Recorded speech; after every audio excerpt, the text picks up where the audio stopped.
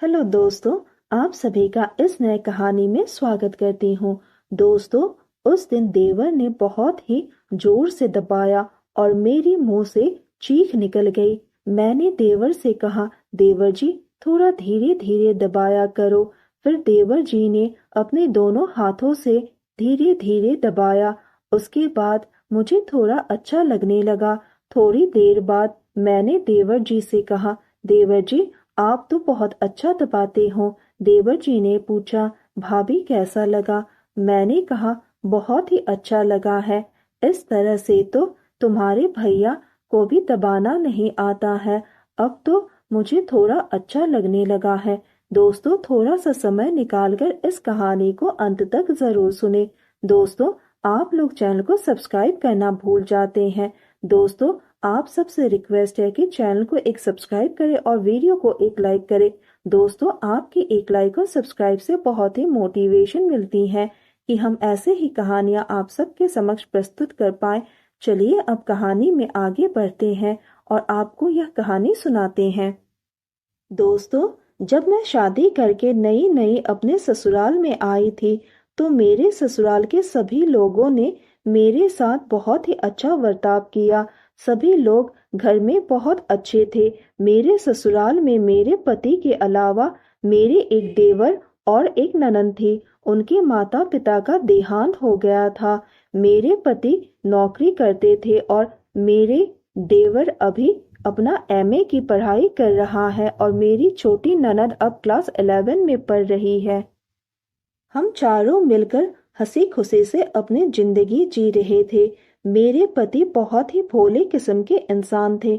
मैं जब शादी करके पहली बार अपने ससुराल आई थी तो मैंने अपने देवर को देखा। मेरा देवर देखने में बहुत ही हैंडसम है। वह किसी फिल्मी हीरो से कम नहीं था। वह मेरे पति से बिल्कुल ही अलग थे। वह बहुत ही शरारती थे और मेरी ननद मेरे पति के जैसे बहुत ही शांत स्वभाव के थे। मुझे मेरे देवर जी की हरकतें बहुत ही अच्छी लगती थी। कभी कभी तो वह मुझे बहुत ही तंग किया करता है। मुझे कहना पड़ता था कि देवर जी अब बस भी करो और कितनी शरारत करोगे, लेकिन देवर जी थे कि वह अपनी हरकतें बंद ही नहीं करते थे। देवर जी मेरी हर काम में मदद किया करते हैं। जब भी मुझे किसी भी काम के लिए मदद चाहिए तो वह पहले ही आकर खड़ा हो जाता था। देवर जी मेरा हर वह काम कर देते थे जो मैं उसे करने के लिए कहती थी। वह कभी मुझे ना नहीं करता था। देवर जी और मैं बाहर शॉपिंग करने भी जाते थे। मुझे देवर जी बहुत ही अच्छे लगते थे। देवर जी कहते हैं कि भाभी, मुझे आपका काम करने में बहुत अच्छा लगता है। आपको कभी भी कोई प्रॉब्लम हो तो आप मुझे बता सकती हैं। देवर जी मुझे कहा करते हैं कि भाभी आप बहुत ही खूबसूरत हो। मैंने आप जैसी खूबसूरत महिला आज तक नहीं देखा है। देवर जी से पूछा, देवर जी आपकी कोई गर्लफ्रेंड है? उसने कहा कि भाभी काश होती। मैं चाहता हूँ कि मेरी गर्लफ्रेंड हो, वह बिल्कुल आपकी तरह सुंदर नैन नक्श वाली हो। मैंने देवर जी से कहा कि देवर जी आप टेंशन मत लो, आपकी गर्लफ्रेंड सबसे खूबसूरत होगी। देवर जी ने कहा कि काश भाभी ऐसा हो जाए तो भैया की तरह मुझे भी जन्नत नसीब हो जाएगा। एक दिन मेरे पति ऑफिस से आने के बाद मुझे कहने लगे कि अंजलि, मुझे ऑफिस के काम से कुछ महीनों के लिए सऊदी अरब जाना होगा। मुझे वहां के ऑफिस में काम देखने के लिए भेजा है। इन्होंने देवर जी से कहा कि मेरे जाने के बाद तुम भाभी और अपनी छोटी बहन का ख्याल रखना। घर की अब पूरी जिम्मेदारी तुम्हारे ऊपर ही है। देवर जी ने कहा कि भैया आप टेंशन मत लो, मैं भाभी और छोटी बहन का अच्छी तरह से ख्याल रखूंगा। आप बस अपने काम को अच्छी तरह से करना। आपको टेंशन लेने की कोई जरूरत नहीं है। इनको सऊदी अरब गए हुए अब 15 दिन बीत चुके थे। एक दिन अचानक मेरे सर पे बहुत जोरों की दर्द हो रही थी और मैं दर्द के मारे मरी जा रही थी। मैंने अपने देवर जी से कहा कि देवर जी मेरे सर पर बहुत दर्द हो रहा है, आप जरा बाम लगा देंगे। देवर जी ने कहा कि भाभी मैं आपको मसाज दे देता हूँ, आपको थोड़ा आराम मिलेगा। देवर जी ने इतनी जोर से दबाया कि मेरी चीख निकल गई।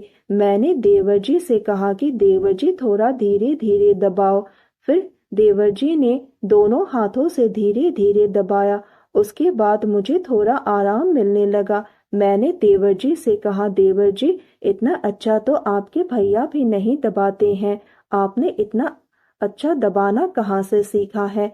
देवर जी मुस्कुराते हुए कमरे से बाहर चले गए और कहने लगे, भाभी अगर कुछ और भी दबाना है तो आप मुझे बोल सकती है। मैं देवर जी का इशारा समझ गई थी। रात का खाना देवर जी ने बनाया। मैंने देवर जी को कहा कि देवर जी आप तो बहुत टेस्टी खाना बनाते हो। तब देवर जी ने कहा कि आपको खाना पसंद आया। मैंने कहा कि बहुत ही ज्यादा टेस्टी है, मैं तो उंगलियां चाट चाट कर खा रही हूँ। अब तो मेरी और देवर जी की दोस्ती और भी गहरी हो गई।